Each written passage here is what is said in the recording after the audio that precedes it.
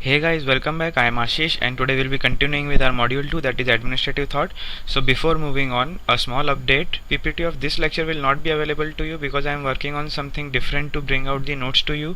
So give me 2 weeks for that. Let's see if it works out, and if it does not work out I will obviously make the PPTs available to you. But if it works out it would be good for me because I am doing this to save the content that I prepare with so much of time and research of my own. I want it to be used only by aspirants who are preparing for UPSC and not by anyone else for their own profit. So to save my content I am doing this. So just give me 2 weeks for that. If it does not work out I will obviously give the PPTs to you, and if it does work out I will be providing you a new way of accessing these notes. So moving on with today's session, we will be studying about dynamic administration by Mary Parker Follett. Now we have already studied about scientific management and F.W. Taylor. We have studied classical theory and all the classical theories in the classical theory. We have studied Max Weber also, and today we will be studying Mary Parker Follett. So moving on. Now under Mary Parker Follett we will be studying about 5 things in particular. The first thing would be what she said about conflicts in organization. The second thing is what she said about orders. Third is power, authority and control. Fourth is what she said about planning and coordination. And fifth thing we'll study is what she said about leadership. So getting on with it, Mary Parker Follett, she was born in 1868 and she died in 1933. Now she is a lesser known figure to the public comparatively. When you compare F.W. Taylor and Henry Fayol, she is a lesser known figure, but still she carved out a prominent place in what was largely a men's world back then. All the theorists, all the thinkers and all the authors you study about during this time period are all men, and Mary Parker Follett stands out prominently, being the only woman, being the only woman thinker. The only other thinker that we can think about is maybe Lillian Gilbreth. We have learned about Lillian Gilbreth, right, in our previous sessions. Please check out in which session we have learned about Lillian Gilbreth. To give a hint to you, there was a process known as Thublix, which was the opposite of the word Gilbreth. So Lillian Gilbreth was the other woman thinker that we have known, and Mary Parker Follett is another thinker. So she has carved out a prominent place in what was then a men's world only. She had a background in economics and political science. It goes to her credit for initiating studies on industrial groups, which had seldom been the subject matter of study by political or social scientists. She turned her attention away from the traditional subjects of study, which was the state or the community, to concentrate on the study of industry. Now this point you will understand better by next point, which is, in this context, she not only evolved principles of human association and organization specifically in terms of industry, but also convinced large number of businessmen of the practicability of these principles in dealing with current problems. So what they are trying to say here is, if you consider this time period when Mary Parker Follett lived from 1868 to 1933, not many people studied industry with a social perspective. What Mary Parker Follett did was she evolved principles of human association and organization specifically in terms of industry, and what other thinkers of this time period did was they did not consider human side of the organization. We have seen this in all of our module 2, right? We have seen this in F.W. Taylor, Henry Fayol, Max Weber, Gulick and Ervik. We have seen in every thinker and every author of this time period, none of them concentrated on human side of the organization. It was to Mary Parker Follett's credit that she evolved principles of human association and organization. So if you can see, it goes to her credit for initiating studies on industrial groups. No one as such initiated studies on industrial groups with social setting. It was she who initiated studies on industrial groups, which had seldom been the subject matter of study by political social scientists. Political social scientists largely ignored the studies of industrial groups. They were basically more focused on profit motives, on efficiency, on effectiveness. Studying the industrial groups as such, no one did that. It was to her credit that studies on industrial groups started. She turned her attention away from the traditional subjects of study, which was the state or the community. She did not focus on these things. These were the traditional subjects and she did not focus on these things. She turned her attention to something new and she concentrated on the study of industry, and she evolved principles of human association and organization specifically in terms of industry. And she not only did that, but she also convinced large number of businessmen of the practicability of these principles. She convinced these businessmen that these principles are practicable in dealing with current problems. So I hope this is clear to you. Follett's most distinctive talent was a rare ability to draw other people into cooperative dialogue and to appreciate the other person's experience almost as if it were her own. She drew upon a wide variety of experience to illuminate management concepts and principles. So she was a good talker. She used to talk to people very efficiently and very effectively, and this is what gave her experience for her management concepts and principles, because she had the ability, and this was very rare in those times, she had the rare ability to draw other people into cooperative dialogue, and she was also able to appreciate other person's experience almost as if it were her own. So she had this rare talent, she had this rare ability, and this is what gave her the experience, to come up with management concepts and principles that she came up with. She is also considered as a bridge between classical approach and behavioral human relations approach. I have repeated this all over the module 2, that Mary Parker Follett is someone who was born in classical period, but she did not stick to classical theory. She stuck to human relations approach. She was the first person, actually, if you see in the history of the human relations approach, she was the first person to come up with such human principles. As we have seen in our previous point, she came up with principles of human association and organization in terms of industry, right? So she is considered as a bridge between classical approach and behavioral human relations approach, because she is born in an era which is known as classical theory era, right? But she did not focus on classical theory, she focused on behavioral approaches and human relations approach. So she is considered as a bridge between the classical and this approach. Daniel Wren is another thinker who says that chronologically she belonged to the scientific management era and philosophically to the social man era. We have seen this, she was born in the classical era, but she did not stick to classical theory as such. So philosophically she belonged to the social man era, and chronologically, if you see historically, she belonged to the scientific management era of F.W. Taylor. So this is Mary Parker Follett for you. Now we'll look upon some of her works. Now there are 3 of her main works, and 4th book is actually a compilation of her books. She did not write it, it is just a compilation of her books. So we'll see what these works of Mary Parker Follett was. So the first works that she gave was the Speaker of the House of Representatives in 1909. Now we'll not study what it was written inside this book, because whatever she gave in this book, she later on rejected those ideas and she moved on to new ideas. So we'll not study whatever she gave in this book because they are not important. The second book that she gave was The New State, Group Organization, the Solution of Popular Government. Now what was in this book, we'll see. Now if you ever encounter this word in exam, that the book by Mary Parker Follett, The New State, remember this word, the new state, because she gave a new governing structure, she gave a new type of state that should be there. We'll look how.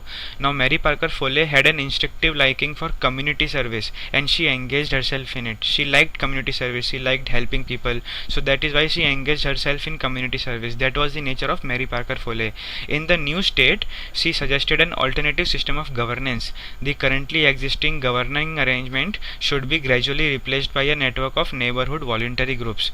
So there should be local groups which should govern the situation and not the current governance which was in practice. She gave an alternative system of governance. She thought that people who rule themselves, people who govern themselves will be a effective governance method. So whatever the current governing arrangement was, that should be gradually replaced by a network of neighborhood or local voluntary groups. This was the alternative system of governance she gave in The New State, and that is why the book is called The New State. I hope now you will remember what is in The New State. She gave a new and alternative system of governance. Now Mary Parker Follett was firm in her belief about the efficacy of group in human action. She said that individual cannot achieve so much as groups can achieve. So groups are very efficient in human function. Groups का होना बहुत जरूरी. Individuals उतना achieve नहीं कर पाते. People in groups produce results in thoughts as well as in action, which if left to them as individuals they could not have produced. तो individual उतना अचीव नहीं कर पाते जितना ग्रुप्स में अचीव होता है. As I have already said this to you, groups produce results which if left to individuals could not have produced. Each individual influences the thinking of other thinking members, because in a group every individual can influence other people. हर कोई हर किसी को influence करता है,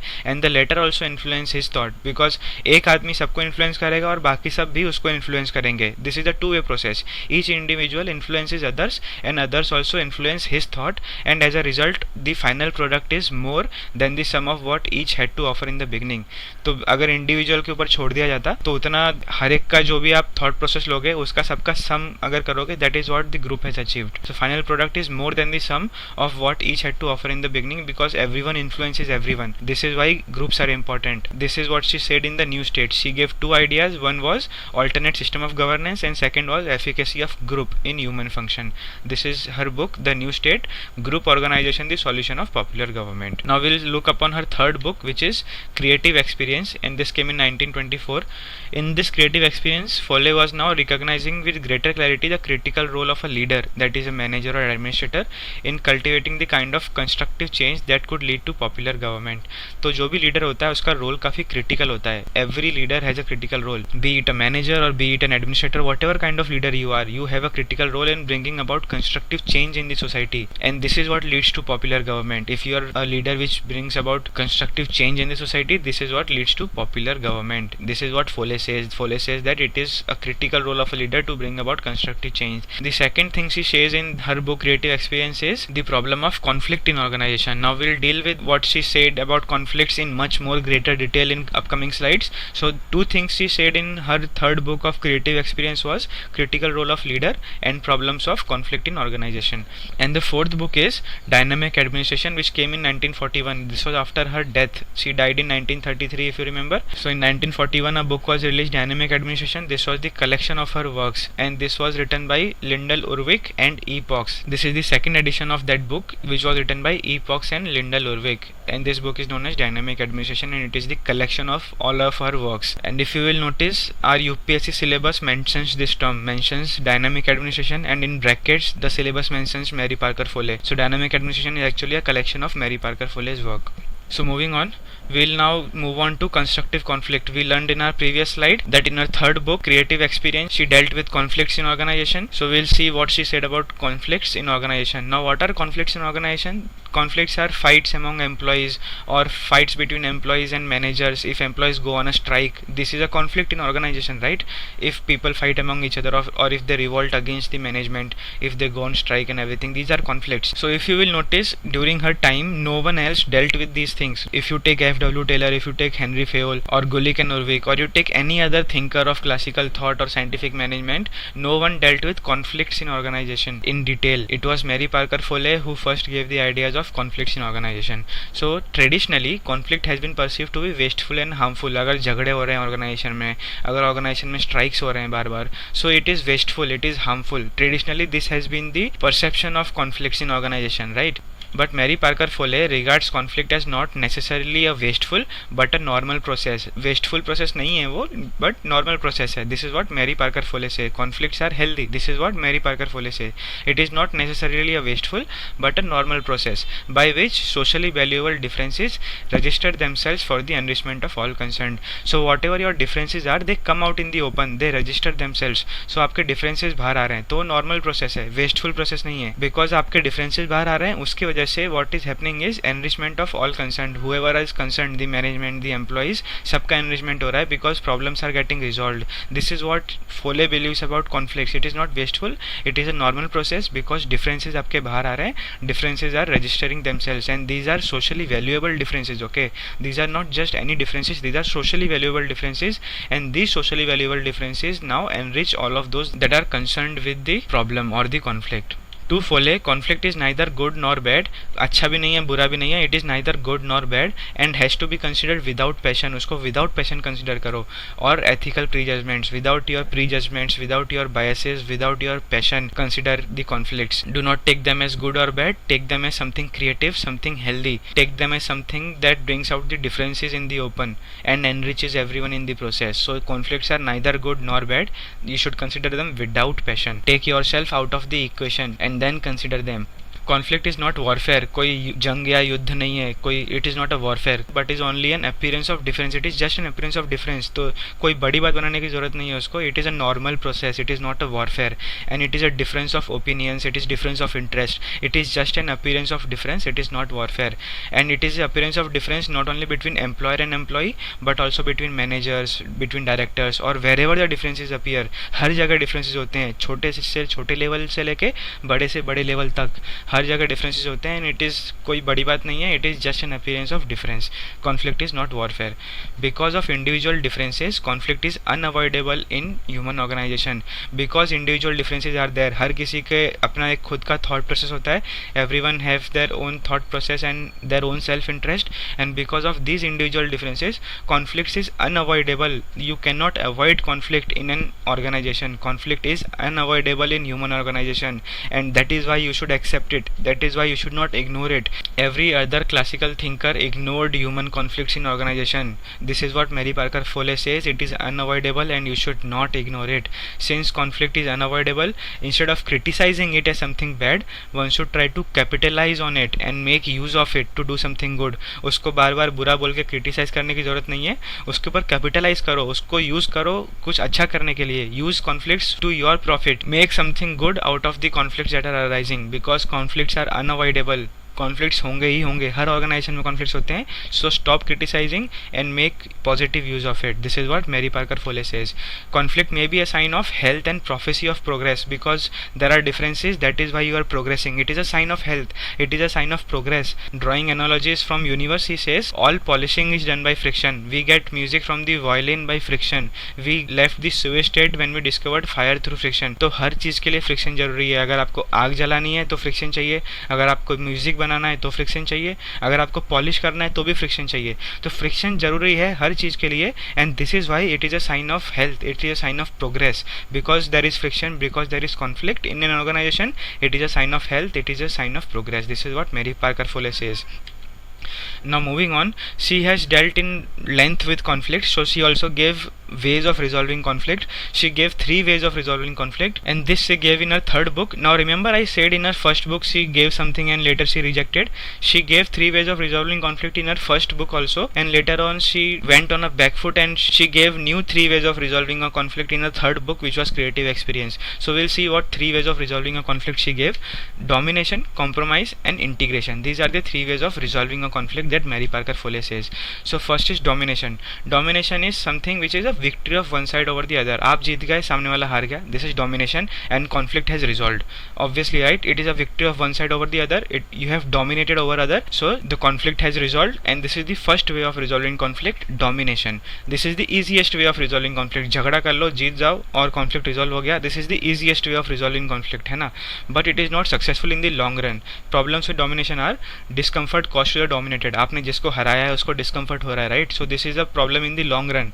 The repressed tendencies are always there to rebel against the dominator whenever it is possible. क्योंकि सामने वाला हार चुका है, because you have won and the other person has lost the fight, there are repressed tendencies inside him. उसके अंदर वो feelings हमेशा रहेंगी कि यार वो जीत गया, मैं हार गया. So in the long run it is not healthy. In the long run those repressed feelings are always there and they can rebel again anytime. For example, in an organization, if we say, if there is a strike happening against the management, and if you dominate over your employees and you end the strike somehow, those repressed tendencies inside the employees will always be there and they will always be ready to rebel against whenever they find the next possible sign to do so. So it is not successful in the long run. It is the easiest way to resolve conflicts, but it is not successful in the long run.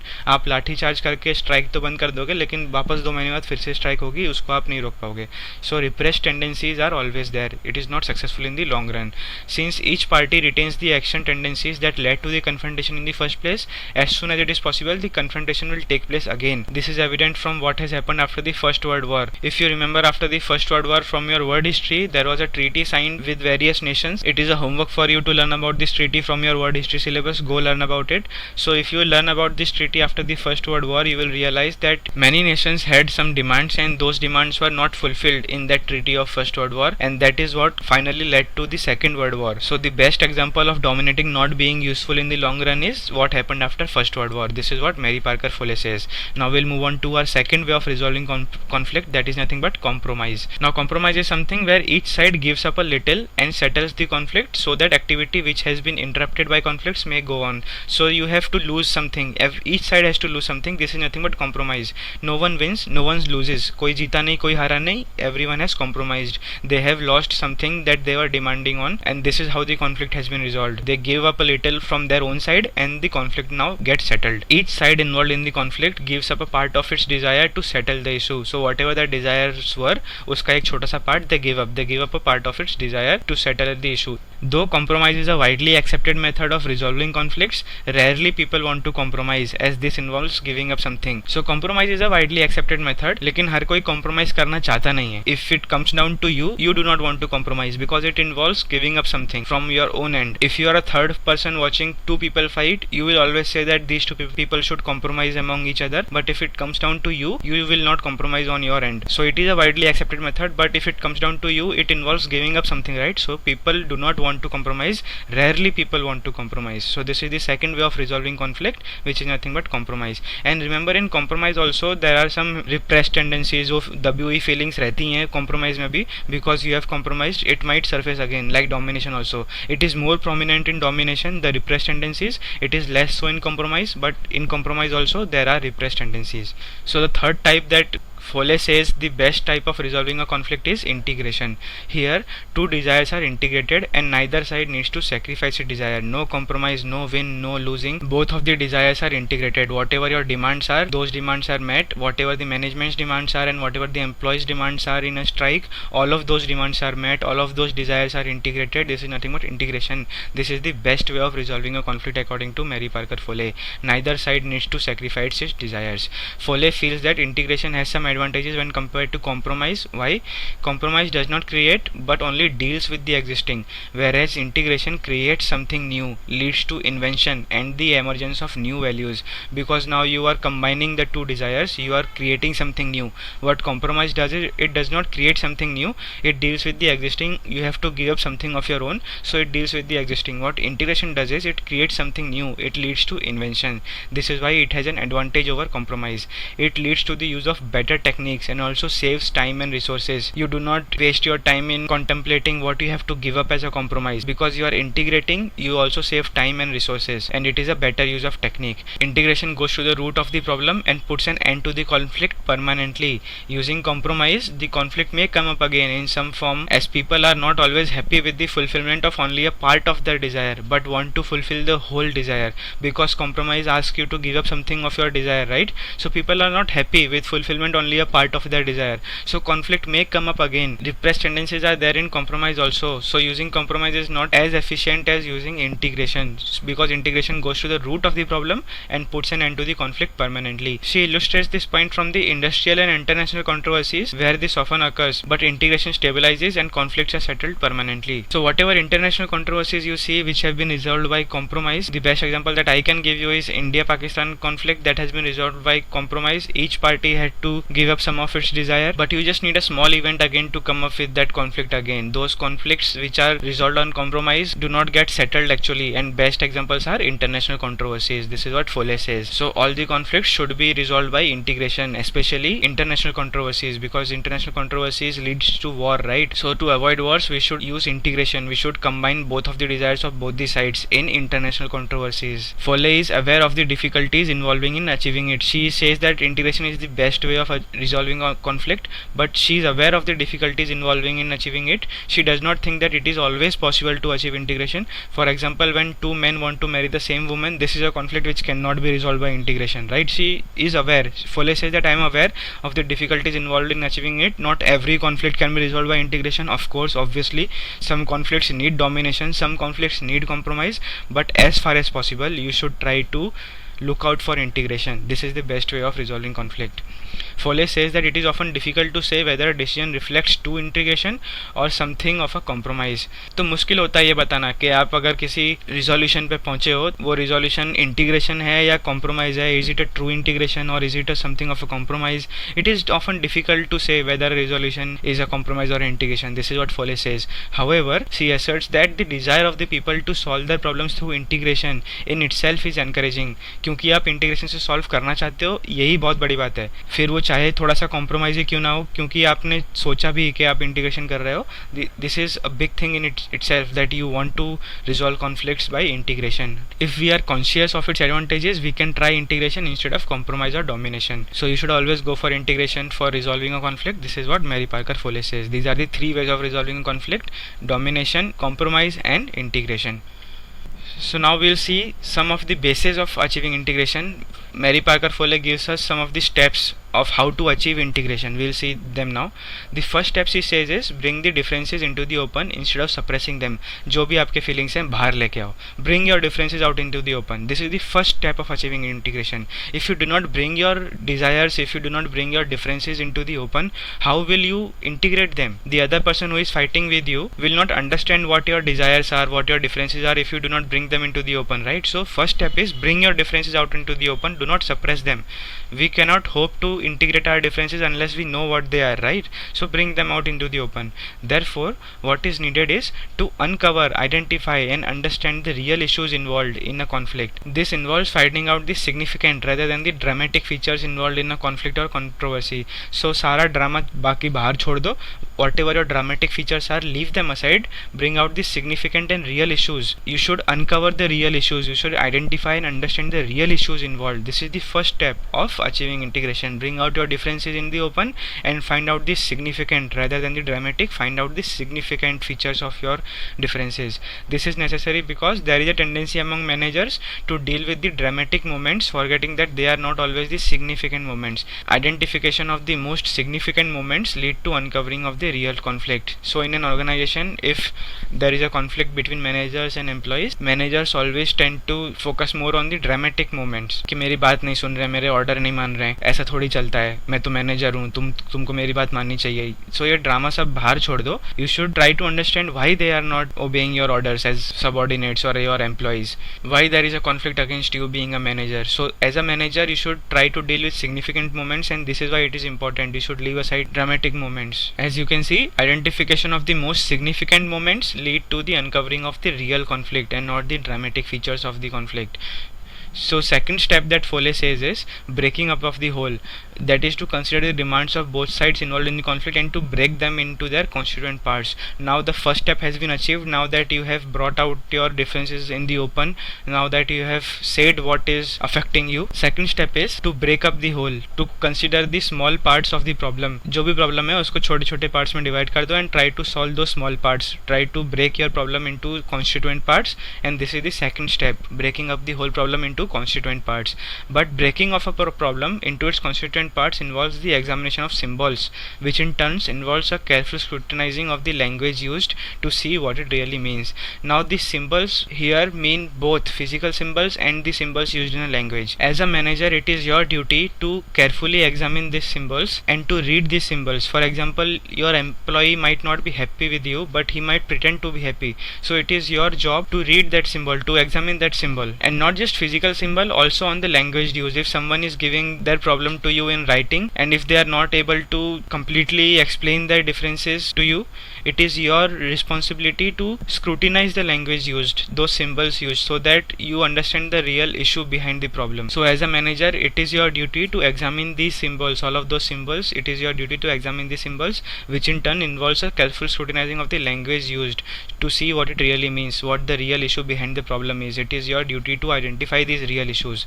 To Follett, all language used is symbolic, and therefore one should be on one's guard to know as to what is being symbolized. Because let's say, for example, if you ask me to come out with my differences and my problems, I might not be that able or that capable to express my problems, and it might be because the kind of person I am, or might be because I am not trained to do so. So as a manager, your duty is to be on your guard to know what is being symbolized, to scrutinize the language used, to examine the symbols used, because all language is symbolic. What I may not be able to convey to you, you must be able to understand. This is what as a manager your work is. Integration not only involves breaking up of the whole, but sometimes one has to do the opposite. Sometimes what happens is I might give you my problems in pieces. एक दिन बोलूँगा ये मुझे अच्छा नहीं लग रहा है, दूसरे दिन बोलूँगा मुझे ये अच्छा नहीं लग रहा है, तीसरे दिन कुछ और बोलूँगा. So as a manager, not only your job is to break up the whole, your job sometimes also involves putting up the pieces together and creating a whole. So this is the second step. The first step is bringing out the differences into the open. The second step is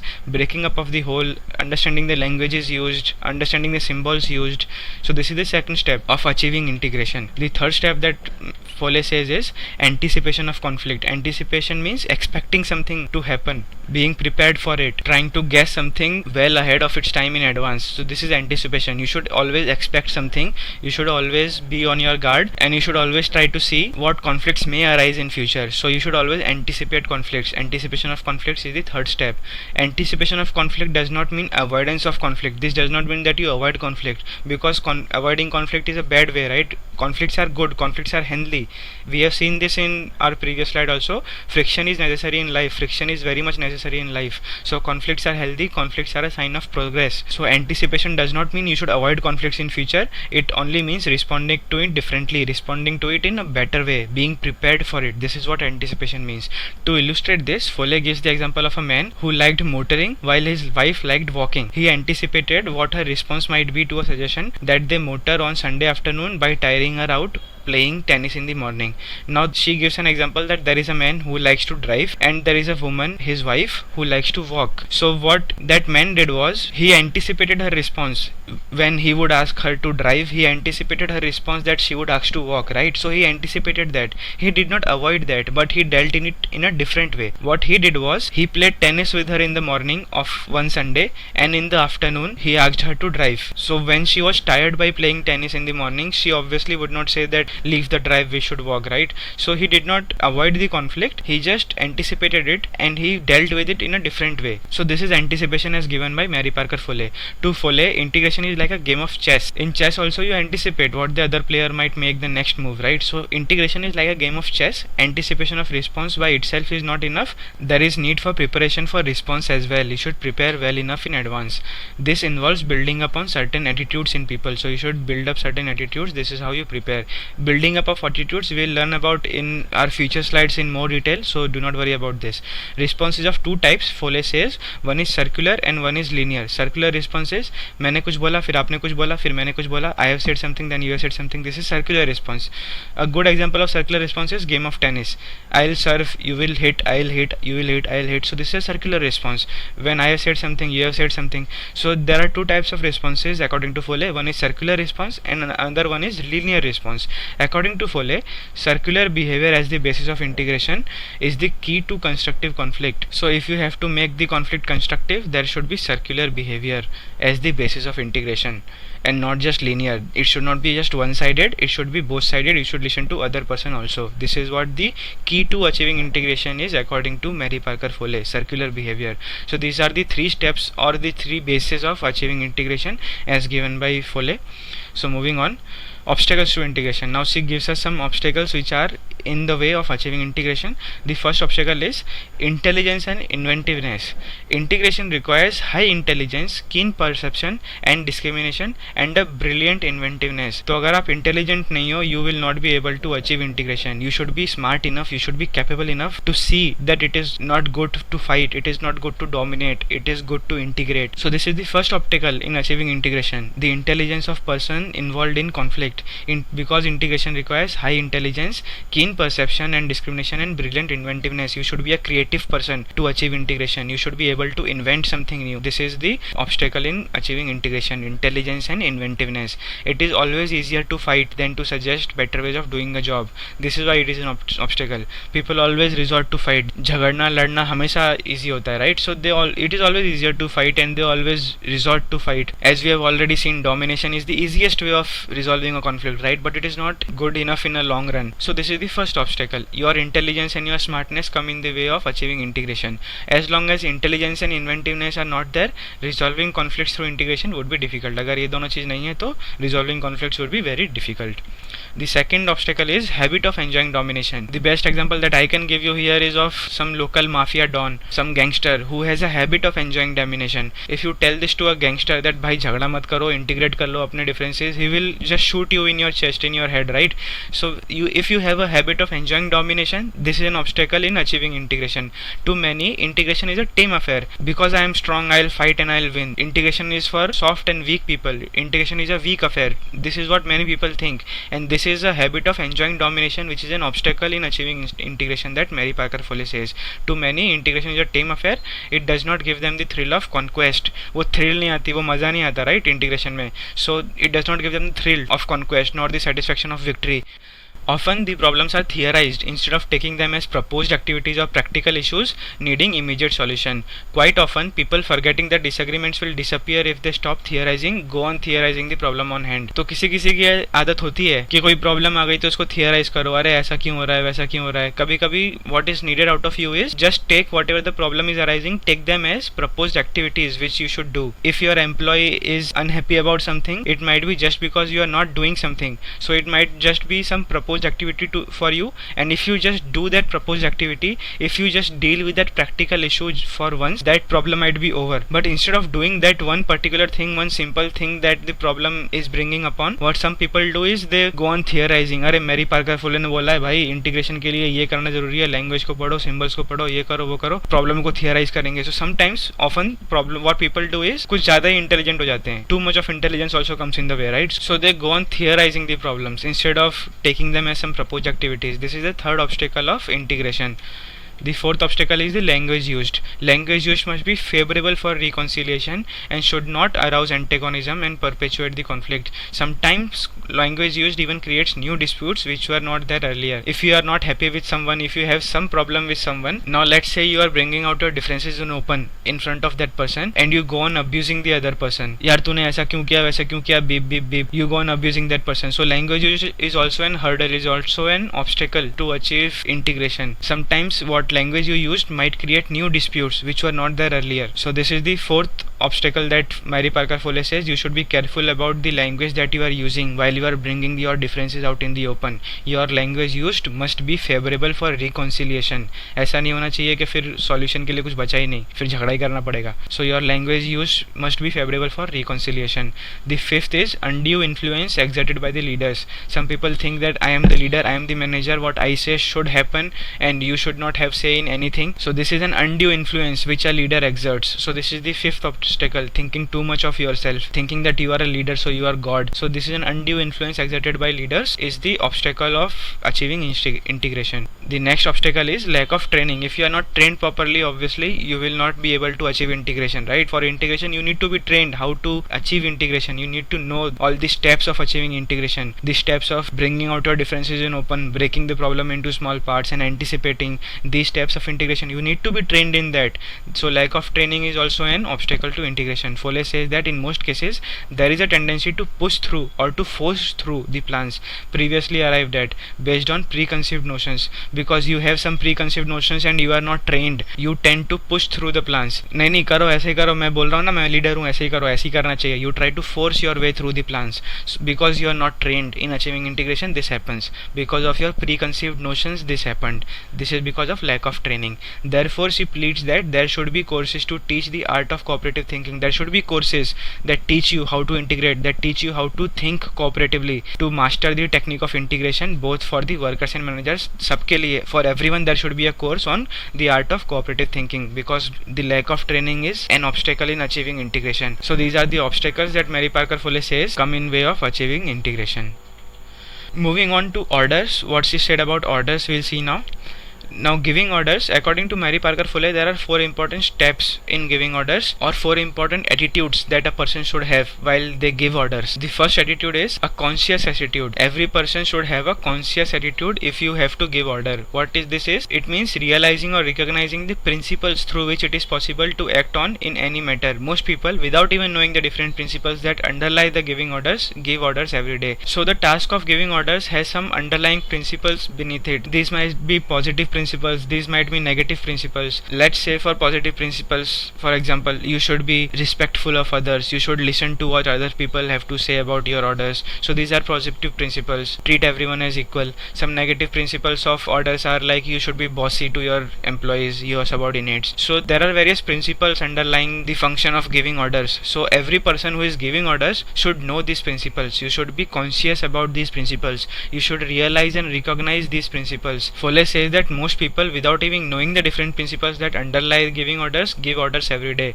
So this is not a proper way of giving order. The first step or the first attitude that a person should have is a conscious attitude. You should be conscious, or you should be aware of the principles that underlie the function of giving orders. The second attitude is a responsible attitude. This means after recognizing different principles, in conscious attitude you have recognized different principles, right? So after recognizing different principles, one must decide which principles he should act on, and then he should give orders in according to those principles. So for example, if let's say a situation asks you to be bossy sometimes, you should recognize those principles, and in a responsible attitude you should be able to execute those particular principles according to the needs of the situation. So the second attitude is of a responsible attitude, that after recognizing different principles, you must be able to decide which principles you are following today to act on giving orders. So this is a second attitude, that is a responsible attitude, a conscious attitude, a responsible attitude. And the third is an experimental attitude. You should experiment with things. You should experiment different orders giving in different ways. So you are actually experimenting things, and you should see your employees or subordinates are responding better to which of your methods. So you should have an experimental attitude. You should not stick around to being bossy all the time. That is wrong. Or you should not stick around to being soft all the time.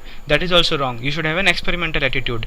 Try experiments and watch results. Note whether the experiments are successful or a failure, and analyze the reasons for same. So you should have an experimental attitude, and you should analyze the reasons for your experiments failing or succeeding. The next attitude or the next important step is pooling the results. You should have an attitude of pooling the results of the experiments. In the third step that you performed, all the results should be pooled. One should pool the experiences of all and see to what extent and in what manner the methods of giving orders can be changed if the existing methods are found inadequate. So if your methods of giving orders are failing, if that particular experiment failed, you should be capable enough to see why it failed, and you should be able enough to change your methods of giving orders. These are the four important steps of giving orders that Mary Parker Follett says: a conscious attitude, a responsible attitude, an experimental attitude, and pooling the results of those experiments. This is how you give orders. Moving on.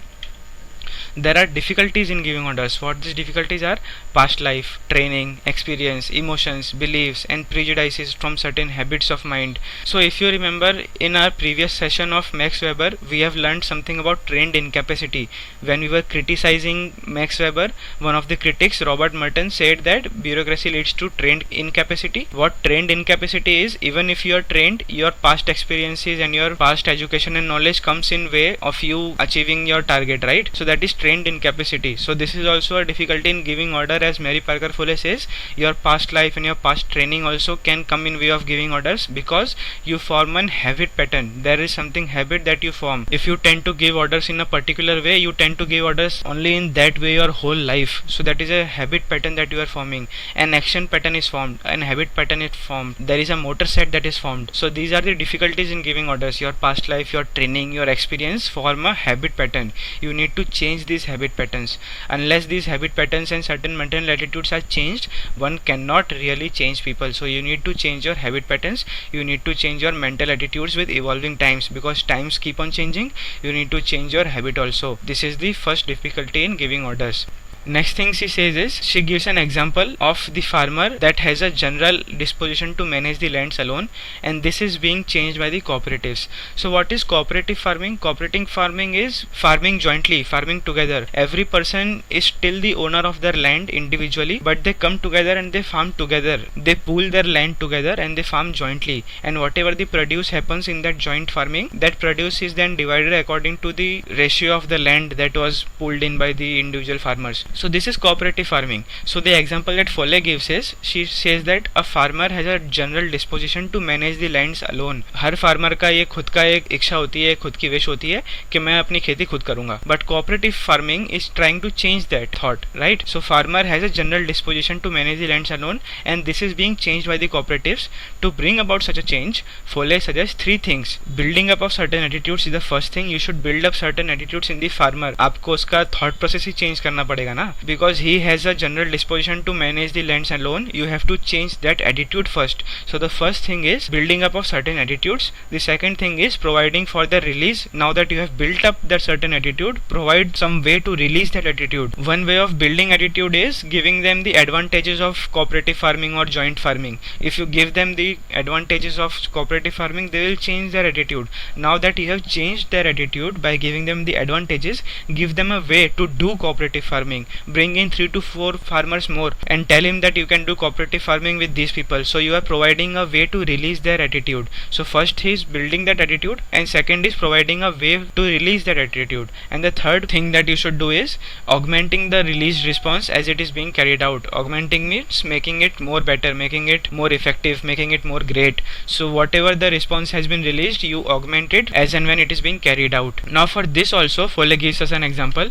For these three things, she gives us an example of a salesman creates in us an attitude that we want his article. So a salesman will come at your door, he will try to sell something you. So what he is doing is he is building up an attitude in you to buy that article. He creates in us an attitude that we want his article. He will tell you all the advantages of that particular product he is selling. Then at just the psychological moment, he produces his contract form which we may sign and release the attitude. And then when he feels that we are in favor of his product at that right moment, just the psychological moment, जब उसको लगता है कि हाँ अब ये मेरी बात मान रहे हैं, at that just the right moment he will produce his form and he will ask you to sign it, and that is a way of releasing your attitude. So the first thing that he has done is create an attitude in you, and the second thing he has done is he has given you a way to release your attitude. He has produced his contract form. And then the third thing, then if we are preparing to sign, someone comes in and tells us how pleased he is with this purchase of this article, that augments the response which is being released. तो आप जैसे जैसे वो form sign करने लग गए अभी, तो क्या होगा, a third person will come from somewhere else and he will say that, oh, you are buying this, I have also bought this is such a nice product, I am happy with this product. So this is like augmenting your response so that you do not have any doubts now. So I hope you understood this, the three things to bring about a change. If you have to give order to bring about a change, you have to do three things. First is build up attitudes in the person, second is provide a way for the release of these attitudes, and the third is augment those released responses. Follett says that before giving orders, the employee should also consider the ways and means of forming the habits, forming the attitudes. So if you are giving order, the first thing that you should do is change the habit, because habits come in way of implementing orders, right? So you should change the habits and you should change the attitudes. As a manager, as an employer, as an administrator, it is your duty to change the habit among the employees to ensure acceptance of the orders. And this is true for Indian administration also. If you are an administration as an IAS officer or as an IPS officer, it is your duty to change the attitude of people you are serving so that they accept the change you are trying to bring in. So you should build up that attitude first. पहले आप उनको advantages बताओ. For example, if in some remote village area you are trying to bring in technology and computer and all such digital cashless transactions and all such stuff, people might not accept that change readily. So what you have to do is, as an administrator, it is your duty to build up that attitude. So first you build up those attitudes in the people that you are serving. You create those habits in them to use those digital transactions, to use those cashless transactions. Only then it is possible, right? And then you provide a way to release those responses. So this is a way of giving orders. This is what Follett believes, that giving orders is changing the habits or changing the attitudes of people you are giving orders to.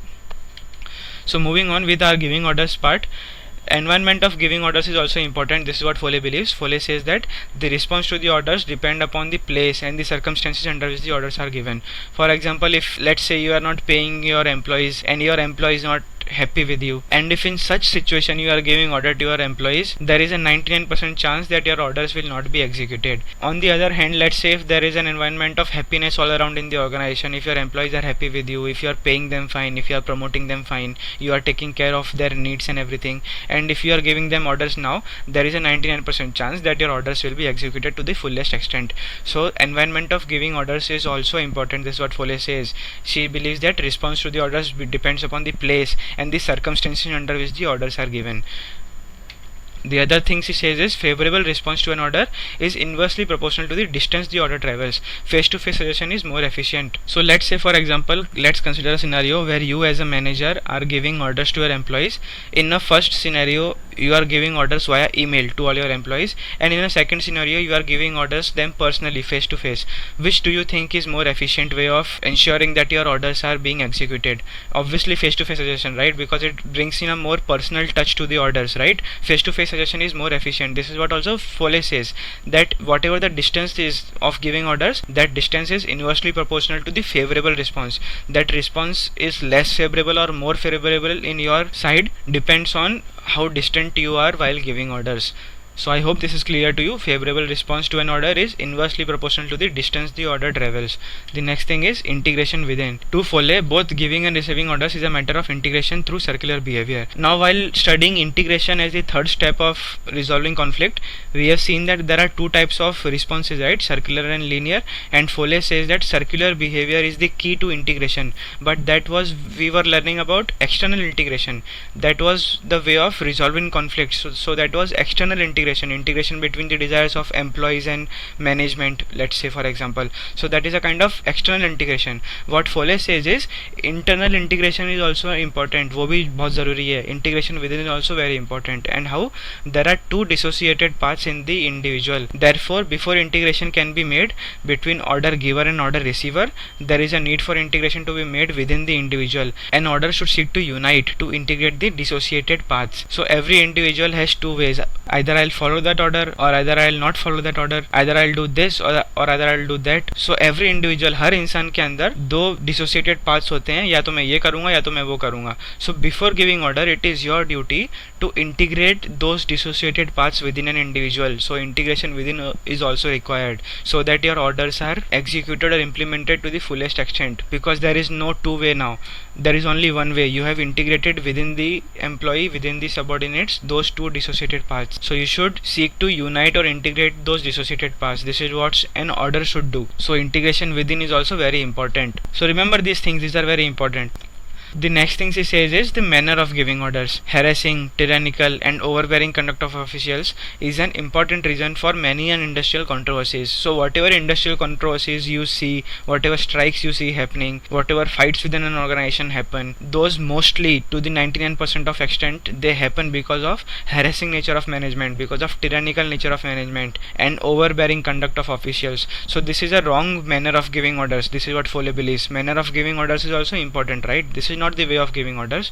Treating men without regard to their feelings and self-respect would result in strikes and strained industrial relations. So if you do not give importance to their feelings, if you disregard their self-respect, they will obviously strike against you. Treating men without self-respect and treating them below you is not the way of giving orders. This is the bad manner or the wrong way of giving orders. This is what Follett believes.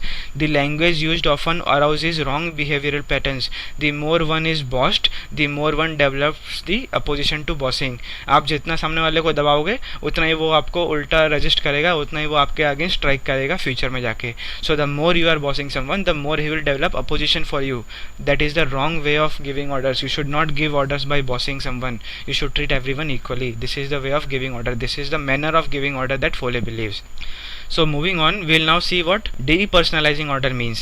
So depersonalizing order means to avoid too much of bossism in giving orders or giving no orders at all. Basically depersonalizing means removing you out of the situation. When you are giving orders, you should not put yourself into the equation and give orders. Remove all your personal emotions and all your personal biases. Remove yourself from the equation itself, and then you give orders. Not as someone by your name, but someone by your position you should give orders. That is nothing but depersonalizing orders. So first way of depersonalizing orders is to avoid too much of bossism or giving no orders at all. या तो आप कुछ भी order नहीं दे रहे, या तो आप बहुत ही bossism करे जा रहे हो. So you should avoid being too much of bossy, or you should also avoid giving no orders at all. This is nothing but depersonalizing orders. You should remove yourself from the equation of giving orders. And she also gives us a law of the situation. Mary Parker Follett gives us the law of the situation. It is nothing but study the problem to discover the law of the situation, and all should obey it. One should not give orders to another, but both should agree to take orders from the situation. For example, let's say you are a manager and you have a subordinate. You should not ask that subordinate to do overtime just because you are the manager and just because you want to give order. So you should not give orders just because you like it. You should give orders because there is a situation.